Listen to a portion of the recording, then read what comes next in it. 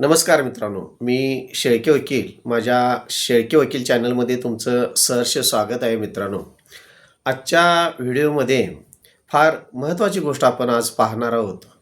ज्यावेळी पती-पत्नींचा वाद निर्माण होतो आणि दोघंही नाराज होऊन पत्नी तरी घर सोडून गेलेले असते आणि ती पुन्हा येण्याचा कोणताही प्रयत्न करत नसते आणि अशावेळी ती काय करते, पतीविरोधात पोलीस स्टेशनमध्ये तक्रार करण्याचा प्रयत्न करत असते.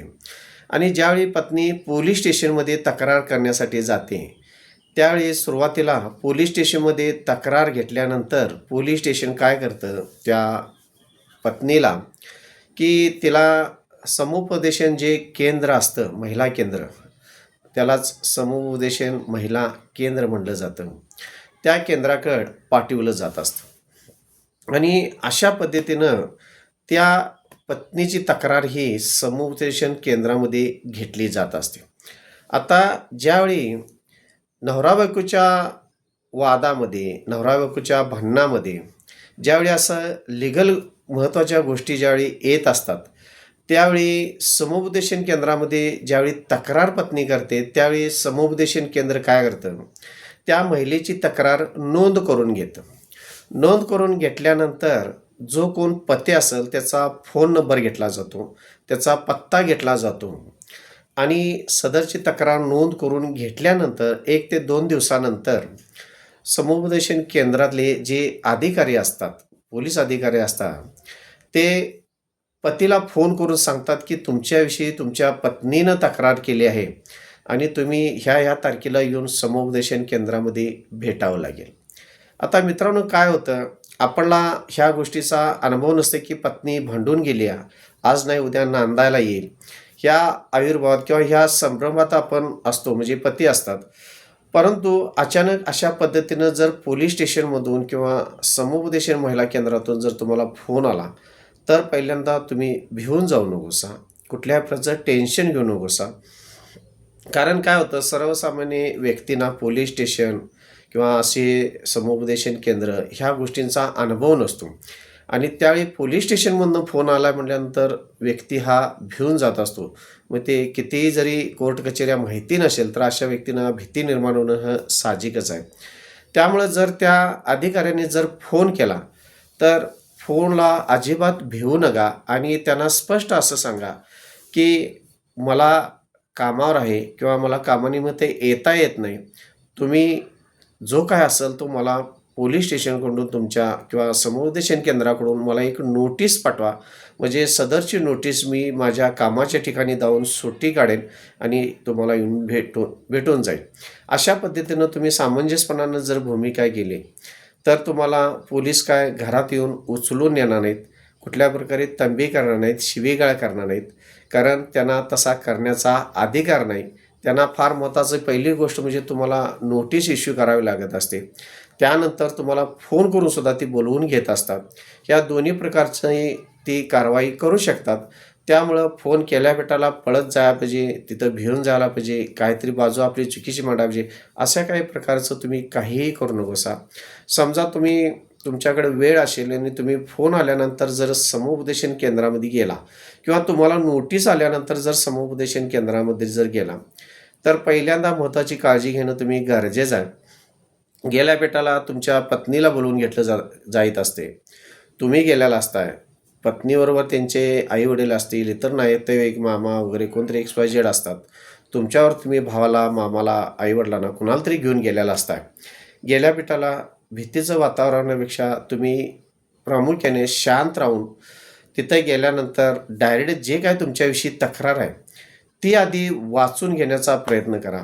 तुम्ही समुपदेशन केंद्रामध्ये गेल्यानंतर अधिकाऱ्यांना सांगा, की ज्या व्यक्तीला तुम्ही फोन केला होता ती किंवा त्या पत्नीचा मी पती आहे आणि माझ्या पत्नीनं तुमच्याकडं कोणत्या प्रकारची तक्रार केलेली आहे आणि कशाप्रकारे तक्रार केली आहे, त्या तक्रारीची कॉपी मला वाचायला पाहिजे.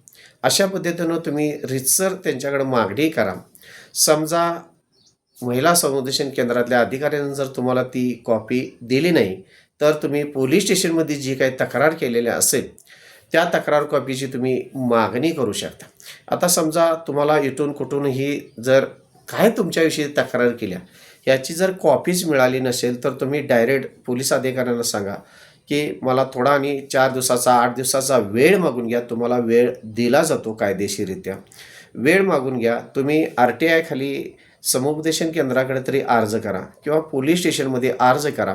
सदर जी काय तुमच्या पत्नीनं तुमच्याविषयी पोलीस स्टेशनला किंवा समुपदेशन केंद्रामध्ये जी काय तुमच्याविषयी मग ती कोणत्या प्रकारे मारहाणीची तक्रार केल्या, छळाची तक्रार केल्या का हुंडा मागणीची तक्रार केल्या, कोणत्या अन्य प्रकारची तक्रार केल्या, त्या तक्रारीची तुम्ही कॉपी मागून घ्या.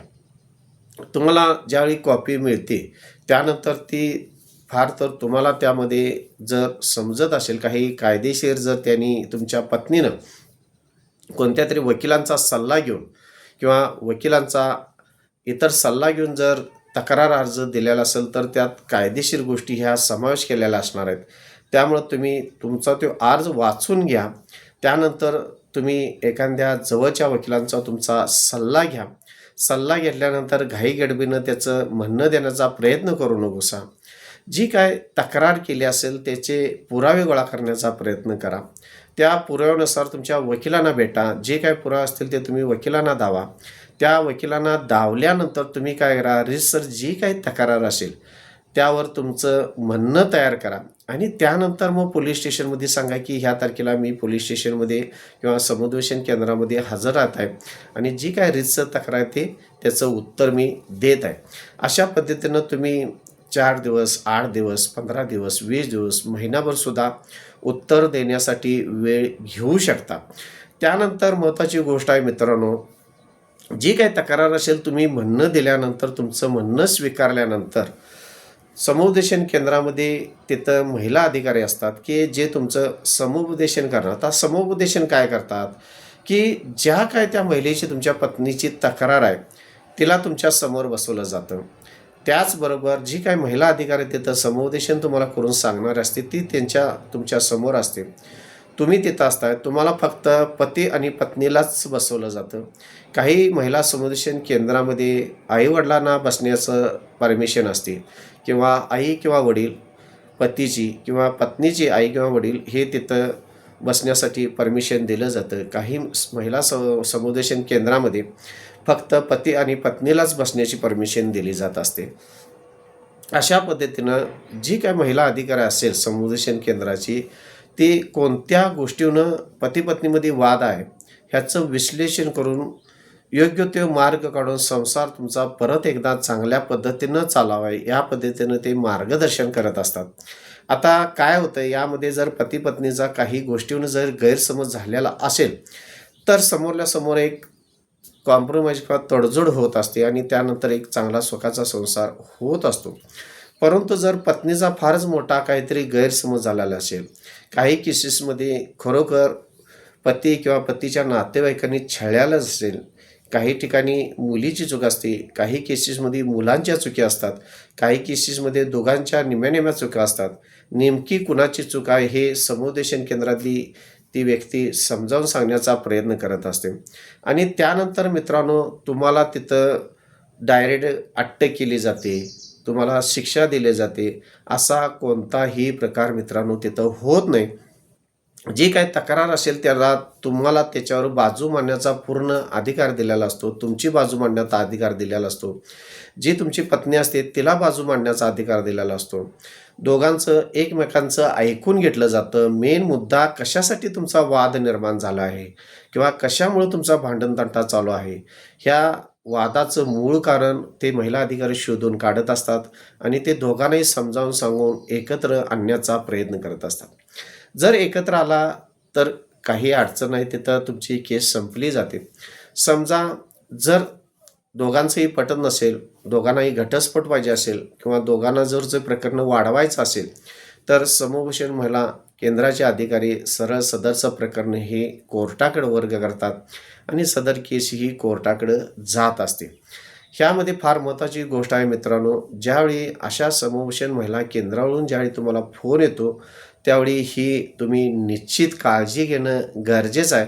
भिवून जाऊ नकोसा. जे काही कायदेशीर प्रोसेस आहे त्याला तुम्ही सामोरं जर गेलासा तर योग्य आणि चांगल्या पद्धतीनं यातून मार्ग निघत असतो. आणि अशा पद्धतीनं मार्ग निघाल्यानंतर आपल्याला योग्य ते कायदेशीर आणि आपलं भावनिक अशा पद्धतीनं अनेक निर्णय तुम्ही घेऊन तुम्हाला पुढील संसार योग्य करावयाचा आहे की नाही करावयाचा आहे, ह्या महिला समुपदेशन केंद्रातून आपल्याला समजून येत असतं. त्यामुळं मित्रांनो, फार महत्त्वाची भूमिका ही पती-पत्नीच्या नात्यामध्ये महिला समुपदेशन केंद्राची असते. जास्तीत जास्त ही पती-पत्नीची नातं हा विवाह संसार हा जास्तीत जास्त ही कुटुंब पद्धती चालावी या दृष्टिकोनातून महिला समुपदेशन केंद्र काम करत असते. आणि त्या माध्यमातून तुमचं जर चांगलं चाललं तर चांगल्या पद्धतीनं तिथे केस मिटवले जात असते. समजा तुमचं जर मिटत नसेल तर सदरचं प्रकरण हे मेहरबान कोर्टाकडं योग्य त्या न्यायालयामध्ये वर्ग केलं जातं आणि सदर त्या पद्धतीनं तुमची तडजोड झाली नाही म्हणून सदरचा रिपोर्ट हा कोर्टाकडं पाठवला जात असतो. माझ्या चॅनलवर जर नवीन असेल तर चॅनलला सबस्क्राईब करा, लाईक करा, शेअर करा. धन्यवाद मित्र.